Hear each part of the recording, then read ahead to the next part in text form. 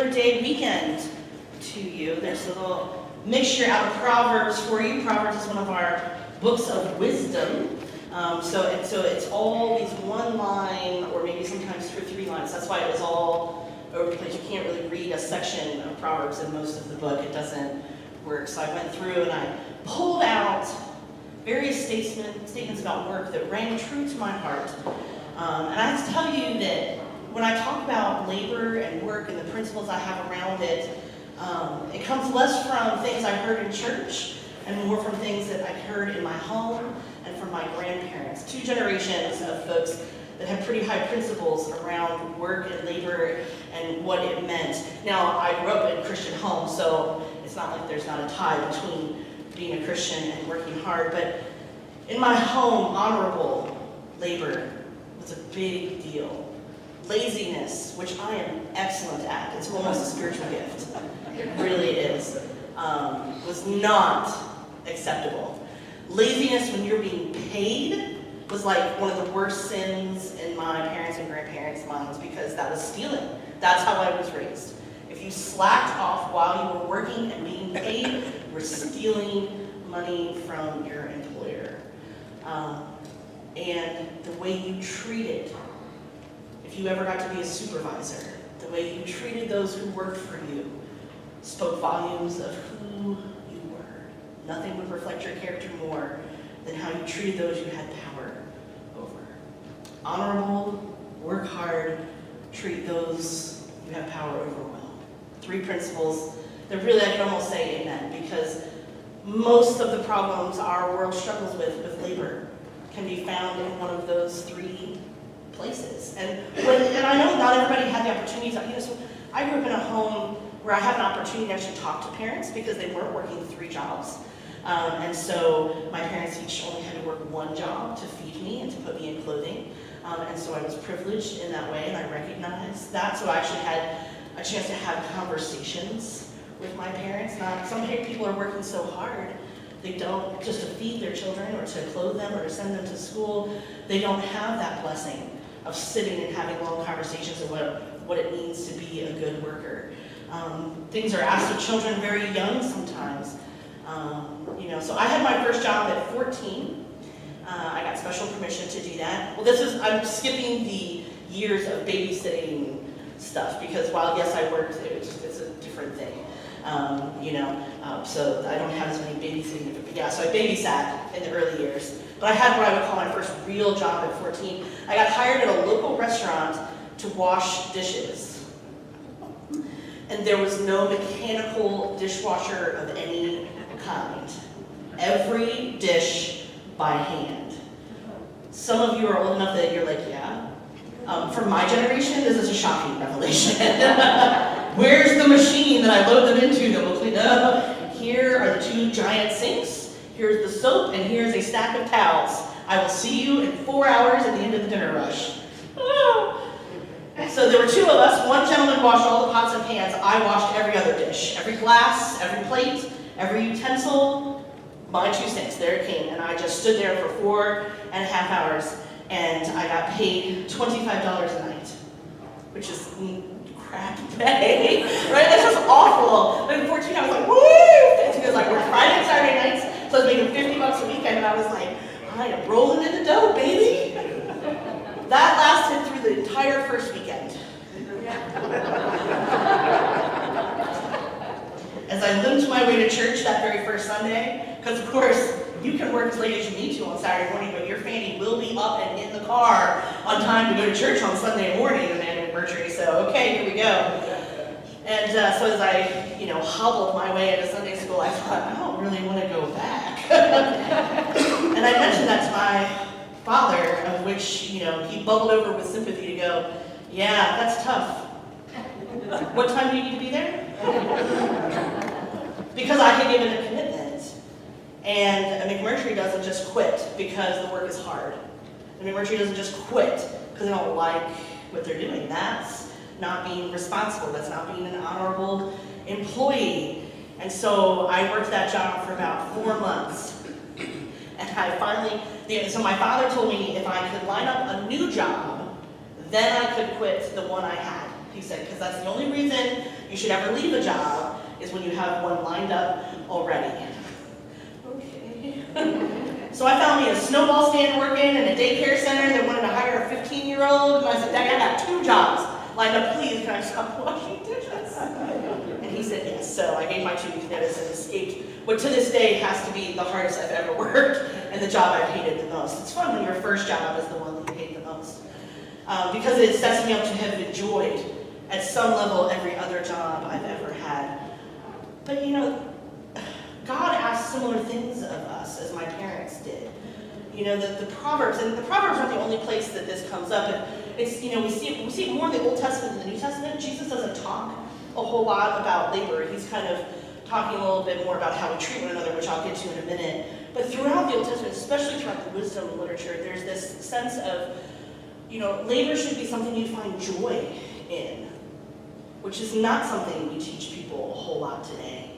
You know, that joy doesn't mean, it's not necessarily that you find joy because you like it. So I think if I had been able to have a one-on-one conversation where I could hear God answer me back over the dishwashing, joy would have been in that you are making money that you get to do fun things with. Joy is that you have a job. You have a job, Amanda, and there are people that would give anything to have a job. So never, ever complain too badly because if you are employed, you don't know how privileged you are in our country alone, let alone around the world. Do you know how much, Amanda, people would give to wash dishes and earn $25 in a day in some places? They could feed their family for half a year on that. So this was, I'm no longer 14, it's been several decades since then, so. You know, so I feel like God would have said to me, you know, the joy that you find may not be because you're like, I am so pumped to wash dishes today, it's like the most fun ever. No, like right, there are jobs that aren't our favorite things to do in the world. We know that, whether it's a job we've been paid for, or a chore that was required of us as a child, or a task that your pastor says, hey, I really need you to do this. We know that there are jobs that need to be done that aren't the most fun, but the joy is to be found somewhere else, in the usefulness that you serve, in the fact that you have purpose, in the fact that someone sees a skill in you, in the fact that someone would trust you to hire you. Any of those kinds of things are supposed to be the place that we draw joy from, but most of all, the fact that we have the ability to earn a living wage. And any of us that can say that, we need to recognize how privileged we really are. It's hard sometimes when our job is drudgery. It's hard sometimes when our supervisors were not raised the way I was and do not take those who work for them and value them well. But any of us that earn a living wage need to realize how privileged we really are. It's a beautiful and valuable thing in our country right now. There are states that have as high as 17% of unemployment. There are parts of Israel, 72% unemployment. Think about that for a second. 72% of the adults in certain parts of Israel cannot find jobs to provide food and clothing and shelter for their families. And it's just a devastation that we don't think about. So there are days where I'm going to tell you I would sleep in on a Sunday morning if I wasn't being paid to be here. Today's not necessarily one of them. I'm just letting you know there will be those days. And as much as I love being a pastor, there are days where it's hard, right? Just as there are, and yet I always try to remember, you all have provided me with a beautiful, beautiful home that I would never be able to afford on my own. I get to live in a special house because you all have a parsonage. And if I had just my single salary, even a fair wage, there's no way with housing costs I'd be able to purchase a home like that right now. So every time I come home, I like skip into my house. And then I realize like how much work, how much I still need to unpack. I'm like, oh, I'll just go to my bedroom. I mean, it's a beautiful home. I actually cook. I didn't cook for 4 years in my 2-bedroom apartment because the kitchen could only fit one person and it was really tiny. There was actually no counters in it. So, you know, and that's in addition, then you actually pay me to do things like sit and visit. Do you know how awesome that is? You pay me to sit and talk to people. Like, that is awesome. You pay me to show up and eat breakfast with the men. I mean, really. If I get to complain and never too bad, y'all need to remind me of some of these things, right? I have a pretty awesome job. One of the most amazing things I ever experienced was waiting tables. So I'm firmly convinced, by the way, that there should be a federal law that between the ages of 18 and 22, every person should be required to spend no less than 6 months either in a retail position or waiting tables, because it would vastly change the way you treat people from that point onward.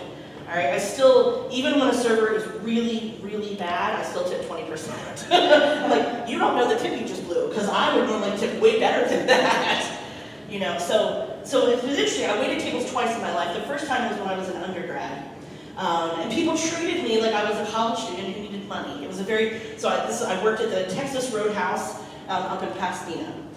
And, you know, based on my age, people were like, oh, are you home from college? I'm like, yeah. And they're like, oh, what college? They took interest in me, and they treated me well. Most people tipped me fairly decently, you know, it's nice. The second time in my life I waited tables was when I was in seminary, which is, I think, the best thing I could have done while I was in seminary.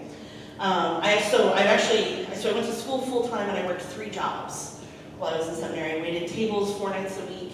I worked 8 to 10 hours a week at a church, and I worked 13 hours a week at the theological library. So, because I was trying to do the best I could to get through seminary debt-free, and I went to seminary between 2007 and 2010, so many of you remember what happened in 2008. And our economy took a big nosedive, so I had to work pretty hard to make ends meet.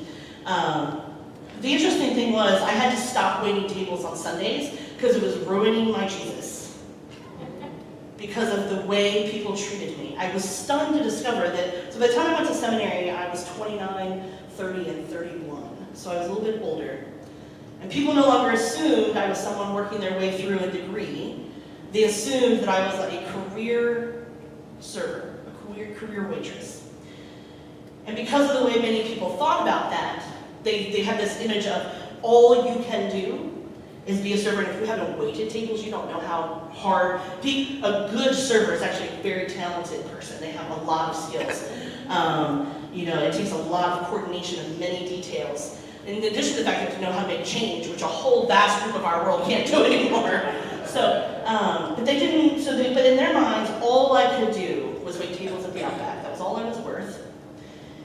And they treated me like I was stupid. Most tables treated me like I was stupid. And it was so painfully difficult for me because as a server, the customer's always right. They're in charge. Because we pay servers $2.13 an hour, a wage, by the way, that hasn't changed in 15 years. You're entirely dependent upon the customer for your paycheck. So you can't just dump the water pitcher on their head no matter how much they deserve it. And some of them really do. But I found it was particularly interesting when I first started waiting there. I waited tables on Sunday afternoons. So I would go to church in the morning and do any work I need to do there, and then I would go to the Outback, and there were people who would come clearly, this is in the South, right? This is in Atlanta, Georgia. They would come clearly in their Sunday clothes. They'd be sitting at the table talking about the sermon or the music, and they would be treating me like garbage. And I couldn't work on Sundays anymore because I would leave church so full of the Spirit, and in 5 minutes I'd be like, I hate people and all of them in the world. It was making me so bitter. I said, I can't be this bitter and angry on Sunday mornings. And my boss was like, I understand, it's okay. So I said, I just couldn't. So I told people, I swore when I was going through seminary that my benediction for the first year was going to be, go forth, be good disciples, and if you're going out to lunch today, be nice to your server and tip them well. Learn their name and at least treat them like a person. There were people that treated me like I was a moron, and there were days where I wanted to slap my hands on their table and be like, I am not stupid. I'm in the midst of earning my 2nd master's degree. Please stop treating me like a moron. But as I had a chance to reflect on it, here's what I find very interesting. In our world, why is a pastor more valuable than a server? Why is it assumed that I'm smarter than a person that can wait tables? Because when there were some nice people, they weren't all horrible. I don't want you to think bad about Atlanta. When people would take a moment to talk to me, and I would mention that I was learning to be a pastor, they would, oh, how wonderful. What a great thing that you're doing. Let's think about that for a second. If I am an honorable worker who is not lazy, who is doing what I have been asked to do to earn a fair wage, why does one of us have more value than the other in our world? Shouldn't every laborer be considered skilled and intelligent and have value, so long as they're not cheating their employer, as long as they're so I always got promoted to head server, and it happened in the first 3 months, and I said to my boss, I said, are you sure? And he said, yeah. I said, why? And he said, well, you're the only one I have on staff that shows up on time and never steals. He said, and I'm pretty sure since you're going to seminary, I can count on that, at least the non-stealing to continue. I said, yeah, that's a double check. Because the only thing you could do worse than not showing up on time in my family was to steal. So I'm like, yeah, that's gonna, and I'll call if I'm gonna be late, because that's a demand. How sad is that as a reality? But I just found it amazing that when people discovered I was going to be a pastor, all of a sudden I was worth speaking to, my name was worth learning, details about my life were interesting, encouraging me to continue to do well, and usually tips were higher.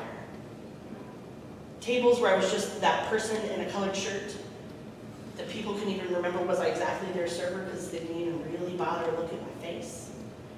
You know, it was just someone in a blue shirt who was conveying food, and I'm okay with that. Like, I don't have to be buddies or best friends with every table.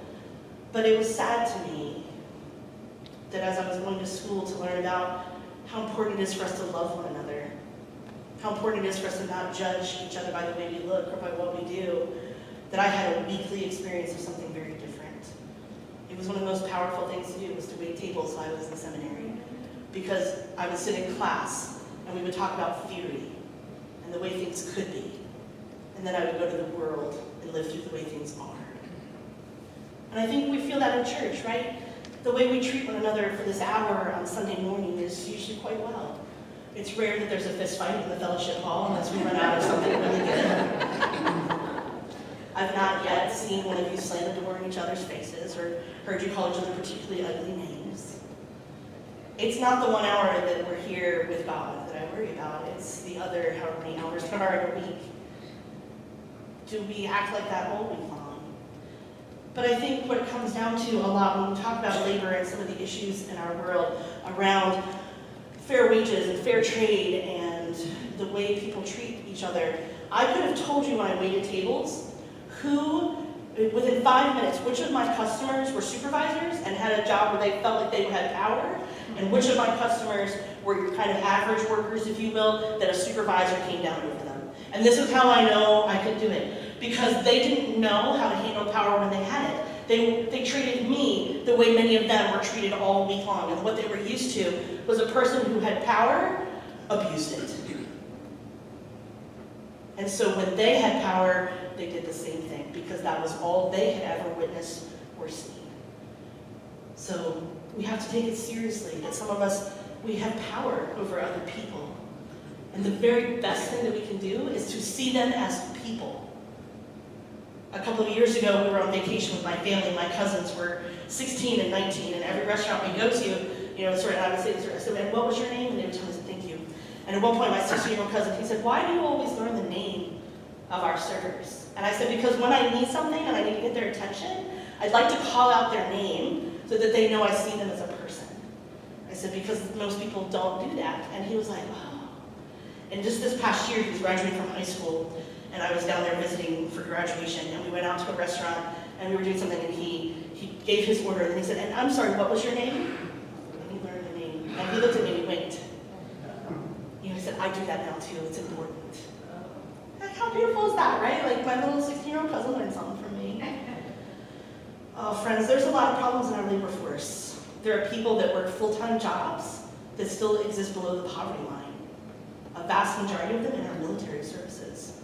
Do you know how many of our military personnel have to have food stamps to feed their families because we don't pay them enough, even though we're sending them to war? Think about that for a second, and what that says about how we value our workers. There are people that have to work 3 jobs because one full-time job does not provide them with a living wage, and then we wonder why their children aren't being raised the way we would think children should be raised, why they don't show up to participate in school activities because they're too busy working to put food on the table. We wonder why people steal. We wonder why people are mean to one another when that's what they suffer through with a supervisor all week long. I don't know what your stories are, Many of you I know are retired. I'm sure many of you could tell similar stories that I have told today. Some of you have probably had great jobs, and some of you have been abused in jobs. I don't know exactly what we can do as a church about that. I do know that our power is where we put our money. The products that we buy dictates which companies succeed and which don't. So I would encourage you, learn about the companies you're supporting. Take some time to do that. There are very good websites out there that will tell you which companies treat their employees really well and which don't. Which companies traditionally keep many of their employees at 38 hours, so they can be listed as part-time and not be given benefits, versus those that are granted to work 40 hours so that they can receive full-time wages and benefits. Those that exhibit fair trade practices that treat not only our country well, but other countries well. Sometimes we just wander through the world not really worrying about each other. And so I would invite you on this Labor Day weekend and this Labor Day week, take an hour and just do a little research on the internet, or pray for workers, or if you go out to lunch, be nice to your server and tip well. If you go to the grocery store, maybe chat for a moment with the person checking out your groceries. Make sure they know you see them as people and that you appreciate their labor. Because I don't know about you, but I like eating out. So I need people to keep waiting tables. All right? I like going to the grocery store and having someone else ring up and bag my groceries. I know they have that self-serve thing, but really most of the time I really like someone else to do that for me. So I need those people to keep doing their jobs. There are a lot of jobs in our world. I like that someone comes and gets my trash from the end of my driveway. Because I complain about driving it all the way into my driveway. That's a big driveway. I wanted so much someone else had to bring my trash cans in for me a couple weeks ago because I left them out there a couple days. One of our parishioners drove them all the way back to the house for me. But I'm so glad that there are men and women that will come and pick up those things, that do the work, quite frankly, that I don't want to do. I like going through the drive-thru, so I'm really glad there are people that work at fast food restaurants, because I told you I'm lazy, it's a spiritual gift. And so I like not having to get out of the car and having someone pass me food through a window. How fantastic is that? But what I know is that that person working the fry station is not more valuable or less valuable than I am. They're just doing different labor. I know that the CEO of a corporation is not more valuable than my checkout person. They're just doing different labor. The Bible tells us we have all been given different gifts, but it is one Spirit. Different kinds of work, one Lord. Different jobs to do, one God. Maybe we should start living that way and make sure we treat one another that way. Make sure that we never go through this world and not see a person in the job that they do and not offer gratitude when we are thankful. On this Labor Day, will you consider prayerfully those things? Amen. Amen.